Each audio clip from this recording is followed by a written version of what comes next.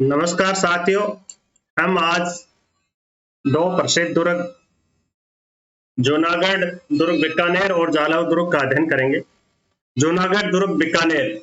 बीकानेर की स्थापना, जैसा कि हमने इतिहास में पढ़ा, राव जोधा के कनिष्ठ पुत्र राव बीका ने की थी। राव बीका ने दुर्ग की नींव डाली थी, परंतु अपने अल्प काल की वजह से वो दुर्ग का निर्माण कार्य वो शुरू नहीं करवा सके थे। बीकानेर का जो ये जूनागढ़ दुर्ग है वो धानव दुर्ग की श्रेणी में आता है। धानव दुर्ग वो दुर्ग होता है जो चारों तरफ से घने रेगिस्तान में बसा हो, टीलों में, धूल के टीलों आदि में बसा हो, वो धानव दुर्ग कहलाता है। तो ये जूनागढ़ दुर्ग जो है वो धानव दुर्ग की श्रेणी में आता है। इस धानव दुर्ग का जो निर्माण है वो महाराजा राय सिंह ने, क्योंकि महाराजा राय सिंह जब इस दुर्ग का निर्माण करवा रहे थे तो उस समय वो स्वयं बुरहानपुर में थे।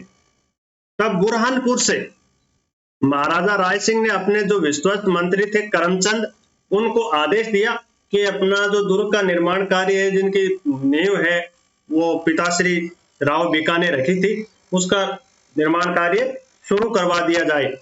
तब मंत्री करमचंद ने उनके आदेश पर इस दुर्ग का निर्माण कार्य शुरू करवा दिया था। दयालदास की ख्यात के अनुसार ये नए गढ़ की नींव जो है वो मौजूदा पुराने गढ़ के स्थान पर ही भरी गई थी, क्योंकि नींव तो भरी चुके थे राव बीका, लेकिन उनका शासन काल थोड़ा अल्प रहा, इस वजह से उसका निर्माण नहीं करवा पाए थे। तो उसी जगह इसका निर्माण करवाया, क्योंकि पुराना जो गढ़ था, पुरानी चीज क्या कहते हैं? जूना। पुरानी चीज को क्या कहा जाता है? जूना। तो ये जो पुराना जो नींव थी, पुरानी नींव की जगह इस नए दुर्ग का निर्माण किया गया, इस वजह से इसे जूनागढ़ कहा जाता है। क्लियर? कोई चीज हो जाने का पुराना जूना पड़ा है क्या? पुरानी चीजों को क्या कहते हैं? जूना। मारवाड़ में हम देसी शब्द कहते हैं पुराना जूना पड़े। तो ये जो राव बीका ने जो नींव रखी थी, उसी नींव पर इस दुर्ग का निर्माण है वो करवाया गया था, इस वजह से इसे जूनागढ़ कहा गया। ये चतुर्भुज आकार का दुर्ग है। 37 विशाल लाल पत्थर से निर्मित बुर्ज हैं, उन पर यह दुर्ग बना हुआ है, बिल्कुल जमीन के धरातल पर। धानवा दुर्ग है ये, और 37 विशाल जो बुर्ज हैं उन पर यह बना हुआ है। चारों ओर से इस दुर्ग की विशेष खासियत है, इसके चारों ओर से एक गहरी खाई बनी हुई है जिसमें पानी भरा रहता था, ताकि अचानक कोई भी शत्रु है वो अंदर नहीं आ सके दुर्ग के। ये 30 फुट चौड़ी है, जो खाई है वो कितनी है चौड़ी है? 30 फुट चौड़ी है। इस किले के दो प्रमुख प्रवेश द्वार हैं, कर्णपोल और चांदपोल। कर्णपोल और चांदपोल, इस दो दुर्ग है उसके दो प्रमुख प्रवेश द्वार हैं। इसके अतिरिक्त 5 द्वार हैं इनके: दौलतपोल, फतेहपोल, रतनपोल, सूरजपोल और ध्रुवपोल। सूरजपोल पर राय सिंह प्रशस्ति है वो उत्कीर्ण है। सूरजपोल पर राय सिंह प्रशस्ति उत्कीर्ण है। सूरजपोल के दोनों तरफ चित्तौड़ युद्ध में 1567 ईस्वी के जो नायक थे जयमल राठौड़ और पता सिसोदिया, जिनकी वीरता से प्रभावित होकर अकबर ने उनकी अश्वारूढ़ पाषाण जो मूर्तियां थी वो स्थापित करवाई थी। वो दोनों नायकों की, जयमल राठौड़ और पता सिसोदिया की गजारूढ़ मूर्तियां स्थापित हैं सूरजपोल के दोनों तरफ से जूनागढ़ दुर्ग में। जूनागढ़ के महलों में हिंदू मुस्लिम कला का समन्वय है, क्योंकि राव जैत सिंह के बाद ही, कल्याण सिंह के शासन काल में ही मुगलों से इनके संबंध स्थापित हो गए थे, इसलिए मुगल कला का प्रभाव पड़ना स्वाभाविक था। महाराजा सूरत सिंह के अनूप महल में सोने की कलम का काम किया हुआ है। अनूप महल जिसका निर्माण महाराजा सूरत सिंह ने करवाया था, उनमें सोने की कलम का काम किया हुआ है। यहाँ बीकानेर के शासकों का राज तिलक होता था। जोधपुर के जो शासक है उनका श्रृंगार चौकी में राज तिलक होता था, और इनका कहाँ होता था? बीकानेर के शासकों का अनूप महल में, जिसका निर्माण महाराजा सूरत सिंह ने करवाया था, जिसमें सोने की कलम से काम किया हुआ है। सवर्ण चित्रकारी से की हुई है, ऐसे काम को सोने की कलम का काम कहा जाता है। सरदार सिंह का रतन निवास, डोंगर सिंह का छतर महल लकड़ी की छत पर जो है उस पर कृष्ण लीला के सजीव चित्रण किया हुआ है। डोंगर सिंह ने जो छतर महल यहाँ बनाया बीकानेर के दुर्ग में, उसमें लकड़ी की छत है और उस छत पर कृष्ण लीला का संजीव चित्रण किया हुआ है। इसके अलावा फूल महल, गज मंदिर में शिष्य की बारीक कटाई और फूल पत्तियों का सजीव चित्रांकन हुआ है। इसके अलावा दुर्ग में राय सिंह का चौबारा, चंद्र महल, रतन निवास, रंग महल, करण महल, दलेल निवास, लाल निवास, सरदार निवास, गंगा निवास, सूरत निवास, मोती महल, कुंवरपदा, चीनी बुर्ज, सोनेरी बुर्ज और विक्रम विलास ये प्रमुख दर्शनीय हैं। इस दुर्ग में एक तस्वीर ऐसी भी है जिसको आप किधर भी खड़े हो जाएं, किसी भी एंगल से खड़े होकर देखें तो वो तस्वीर ऐसे लगती है जैसे वो आपको ही देख रही है। इसके अलावा यहाँ 33 करोड़ देवी देवताओं का मंदिर है। 33 करोड़ देवी देवताओं की जो साल है वो तो कहाँ है, मंडोर दुर्ग में, मंडोर में है। और 33 करोड़ देवी देवताओं का जो मंदिर है वो यहाँ है। इतिहास मरमैगे टेसी टोरी है, उन्होंने रंग महल और बड़ा पोल की खुदाई से जो अवशेष प्राप्त हुए थे उनका अवशेषों का संग्रहालय भी इस दुर्ग में बनाया हुआ। महाराजा राज सिंह द्वारा जो निर्मित ये दुर्ग है वो राज्य के सर्वश्रेष्ठ संग्रहालयों में से एक माना जाता है। तो ये भी पूछा जाता है कि इतिहास मरमैगे टेसी टोरी द्वारा रंग महल और बाड़ापोल की खुदाई से प्राप्त जो अवशेष हैं वो कौन से संग्रहालय में, कहां, किस दुर्ग में है, तो वो है बीकानेर के जूनागढ़ दुर्ग में। अब अगला जो प्रसिद्ध दुर्ग है वो लिखते हैं हम जालोर दुर्ग। राजस्थान के पश्चिम में अरावली पर्वत श्रृंखला की लगभग 1200 फीट ऊंची सोनगिरी पहाड़ी, स्वर्णगिरी, कंचनगिरी भी इसे कहते हैं, उस पर शोकड़ी नदी के दाहिने किनारे पर यह दुर्ग स्थित है। क्लियर? सोनगिरी पहाड़ी पर शोकड़ी नदी के दाहिने किनारे पर, क्योंकि जालोर है वो शोकड़ी नदी के किनारे बसा हुआ है, ये हमने नदियों वाले चैप्टर में पढ़ा। और जालोर का जो प्रसिद्ध दुर्ग है स्वर्णगिरी वो भी शोकड़ी नदी के किनारे बना हुआ है, ये भी हमने पढ़ा, पहले ही पढ़ चुका, पहले ही हम ये इतिहास पढ़ चुके, तो ये वापस रिपीट हुआ, क्लियर हो जाना चाहिए। अब इस विशाल पर्वत शिखर पर ये प्राचीन किला बना हुआ है। कौन सी विशाल पर्वत चले? सोनगिरी पहाड़ी पर।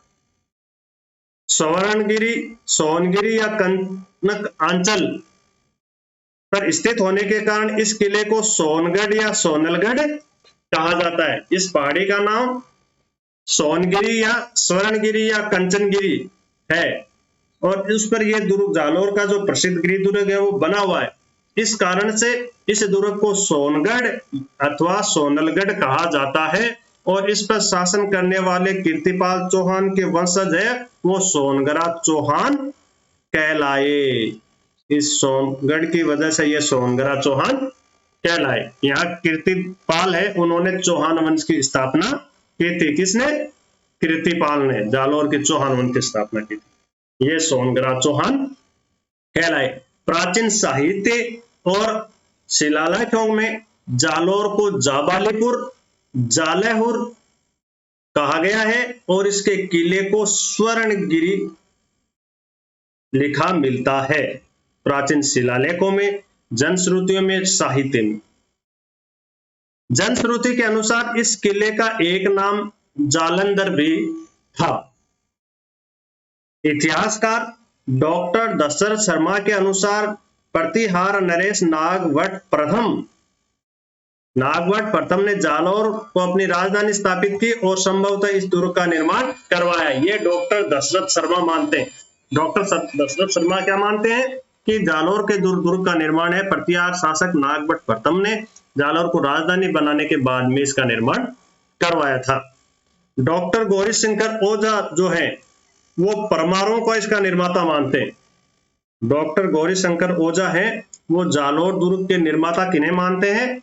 परमारों को मानते हैं। तो ये महत्वपूर्ण कथन है, ध्यान रखिएगा। इनसे संबंधित कई बार क्वेश्चन पूछे जाते हैं कि ये किसको मानते हैं इसका निर्माता, ये किसको मानते हैं। इस किले की अजयता के बारे में ताज उल मासिर के लेखक हैं हसन निजामी। उन्होंने लिखा है कि ये एक ऐसा किला है जिसका दरवाजा कोई भी आक्रमणकारी नहीं खोल सका। ये इस किले की अजयता के बारे में कथन है हसन निजामी का ताज उल मासिर में, कि ये एक ऐसा किला है जिसका कोई भी आक्रमणकारी है वो दरवाजा नहीं खोल सका था और आक्रमणकारी इस पर कब्जा नहीं कर सका। ये इसकी अजयता के बारे में ये कथन है। जालौर के प्रसिद्ध वीर कांदरदेव सोनगरा और उसके पुत्र वीरमदेव की उद्भुत शौर्य वीरता के और बलिदान के प्रतीक के रूप में ये दुर्ग याद किया जाता है। अलाउद्दीन खिलजी ने सिवाना पर अधिकार करने के बाद में 1311-12 ईस्वी में है वो जालौर के दुर्ग पर आक्रमण किया था, परंतु दैया सरदार बीका की विश्वासघात के कारण अलाउद्दीन खिलजी ने जालौर के दुर्ग पर अधिकार कर लिया था, क्योंकि दैया सरदार जो बीका है उन्होंने जालौर दुर्ग का जो कमजोर भाग है वो उनको बता दिया था।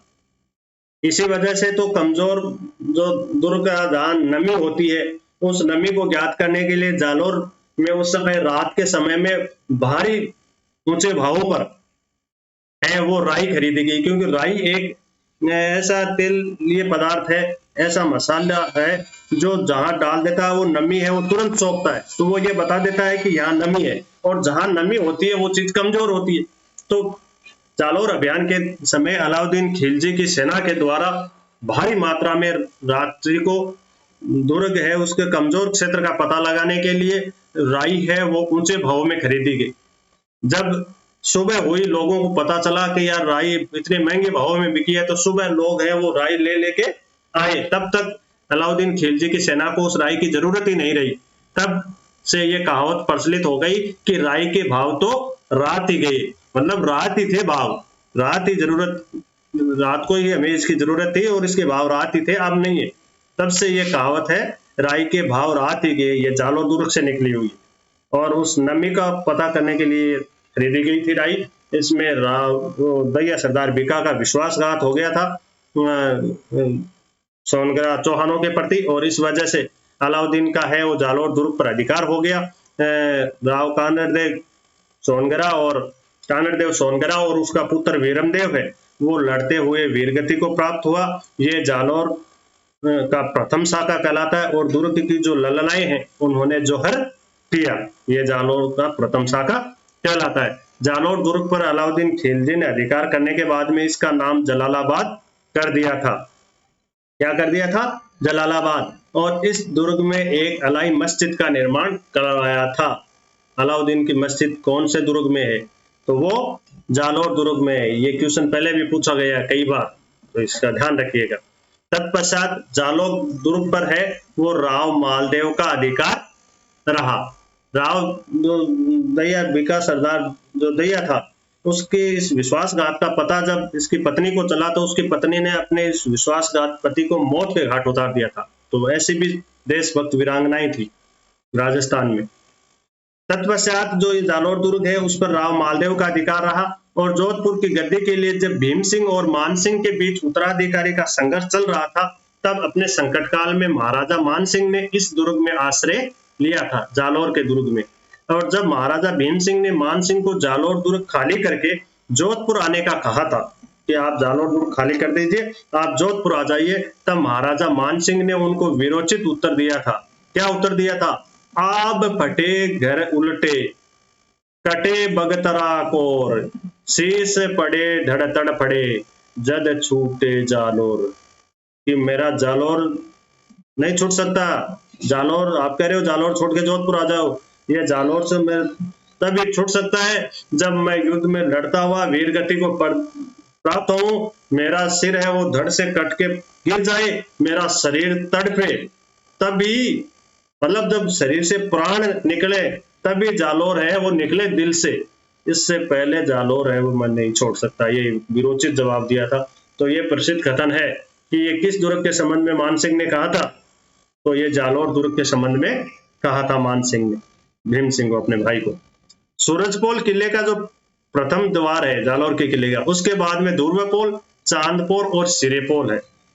जालौर दुर्ग के जो दर्शनीय स्थल हैं उसमें मानसिंह के महल और झरोखे हैं, क्योंकि मानसिंह ने वहां अपना समय बिताया था। 2 मंजिला रानी का महल वहां है।